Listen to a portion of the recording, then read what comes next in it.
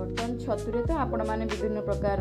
Recipe बन खाई मुझे आपण मानू आलू बटन छतुर एक मसला रेसिपी शेयर करी भिडियोटी को आपण मैंने फुल वाच करूँ। बटन छतु मसला भजा रेसिपीटा ही प्रथम आम टे कड़े ऑयल नेबा ए रिफाइन ऑयल नहीं दुईश किसी ऐड करवा टे फुटी आसा पियाज सब काटिकी रखी पियाज सब ऐड करनेबा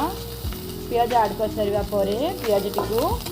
टी ब्राउन है पर्यंत टे फ्राए करनेबा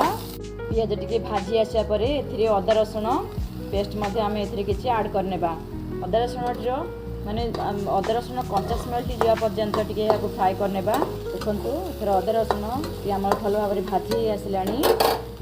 टमाटो अल्प किसी ऐड करनेबा ए स्वाद अनुसार लुण ऐड कर हल्दी पाउडर अल्प किसी चिली पाउडर अल्प किसी आपण मैंने जी राग खाइबे से परिमाण रे ही आपण मैंने नहीं पारे सारापर ए अल्प पानी आम ऐड करनेबा ना मसलाटी पोड़ी यह नहीं सारापर आम यहाँ 2 ରୁ 3 मिनट पर्यंत लो टू मीडियम फ्लेम रे यहाँ टी फ्राए करनेबा देखु मसलाटी एथर हो आसला एथर आम ए सफा करके रखी बटन छतु सब ए आम ऐड करनेबा ऐड कर सारा पर आम यहाँ मसला सहित भल भाव मिक्स करनेबा मिक्स कर सारा पर यहाँ आम मीडियम टू लो फ्लेम रे आम यहाँ 15 मिनट पर्यंत टिके फ्राए करनेबा मिक्स कर सारा पर एथर आम यहाँ कभर करनेबा यार कभर को एथर बाहर करनेबा देखंतु यहाँ पूरा हाफ फ्राए प्राय हो सारा ए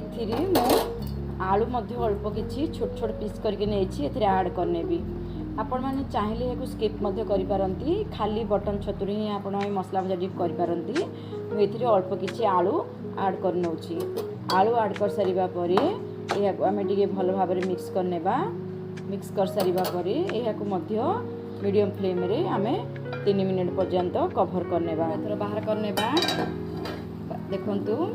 एथिरे आम अल्प किसी गरम मसला ऐड करवा गरम मसला देवा द्वारा यार टेस्ट आहरी बहुत भल आसे दे सारा पर यह आम भल भाव घाटी नेबा